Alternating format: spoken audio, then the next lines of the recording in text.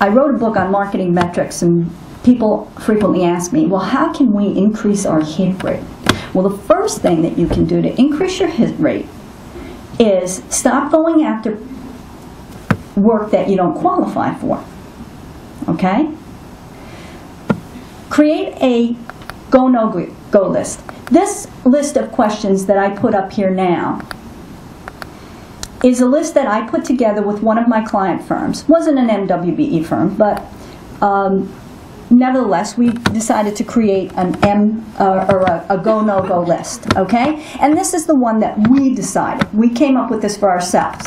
Now, you can do different things with this. You can attach dollar amounts to things. You can put in any type of question that you think is going to qualify an RFP when it comes in the door.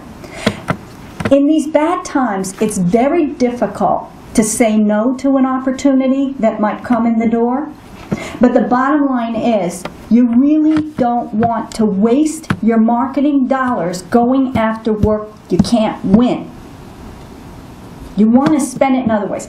And before somebody asked me the question, I'm going to say it because somebody asked me when we were up in Albany. They said, what do you think about, even if you know you're not qualified, putting the RFP in because you think, like it'll get your name in there, it'll get you in front of the client? My answer to that question is, no. No. Because you heard from Dawn in front of me. I really like following the government agency who told you what to do, and now I'm going to tell you why, okay? Or what you need to be doing. These folks have to, they might get 50 proposals. They have to start narrowing them down. What do you think is going to happen when they look and see a list of projects that doesn't even remotely look like anything that they're, that's in the project that they're advertising? You haven't gotten past the person who's just weeding out the RFPs. You're not getting anywhere near the decision makers. There are lots of other things that you could be doing with your marketing dollars to get your name out there or to get in front of a client. But sending in a proposal for a project for which your firm is not qualified is not one of them. Okay? So, you should have a go-no-go policy. I'll tell you right now, we just developed this at the architectural firm that I was working with when an RFP came in via fax. Now, the firm I worked for specialized in affordable housing. The RFP was for a community center. And at first blush, we thought, you know what, this is a perfect project for our firm. But we said, you know what, let's get out our go-no-go questions and take a look. So, did the project fall under our mission, which to develop better communities, design facilities for better communities? It did kind of fall under our mission. So, there we were. Is the project in a target market sector? Yes, it was. Is the project in our geographic region? It was. It was in New York City. Is the project the appropriate size? It was. Is the budget realistic? Was the project funded? All of a sudden, we had to stop because there was no mention of the budget in the RFP. So we didn't know the answer to this question. What's the potential for profit? Well, we couldn't determine that because we didn't know if there was a budget and if the project was actually funded. What's the potential for, what's the client's reputation for payment and schedule? We'd never heard of this client before. We didn't know anything about them. So we didn't know how, we didn't know their reputation. We didn't know who our competition was. And we didn't know how we got this RFP. Why were we selected to get this RFP? And could we demonstrate relevant experience? Okay? And you know what? While we had designed community rooms in affordable housing facilities, we could not show one single standalone community center.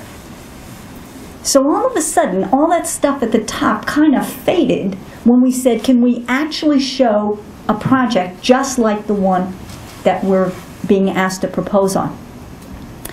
And then, could we provide a truly responsive proposal within the time frame? And we couldn't, because there were 3 other proposals that we were working on at the time.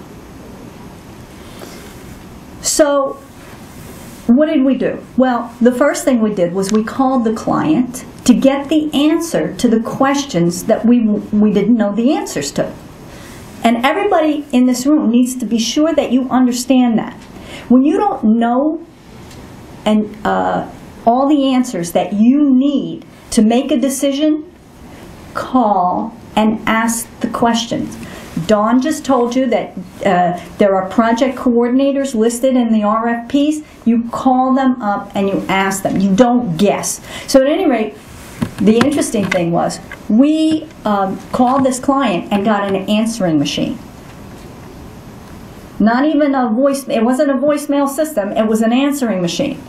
So our feeling about how realistic this project was waned immediately, because we thought, you know, maybe this is a client who wants to build a community center, but they don't have any kind of funding, and now all of a sudden you realize we had other proposals we needed to work on, and the question is, this one seemed like, are we going to take our time and energy away from the ones that we know we have a really good chance of winning and really good qualifications for, to go after, you know, to spend a couple of hours working on something that really wasn't realistic at all? So we, at the end of the day, decided not to go after that project, and it was a good decision. Okay? The client never called us back. And then after the RFP date, they called and said, you know, you didn't send in a response. And we said, well, we did call and we left messages. We had some questions we needed answered before we could respond. And we never got a call back. So we definitely were dealing with a situation that to me was not realistic and would have been a diversion of the energy we needed to better spend elsewhere. Okay? So my advice for you is, you know, Gene Cohn at Cohn Pedersen Fox, I interviewed once for an SMPS article, and he said, you know, you'll be known as much for the work you turn down as for the work that you win.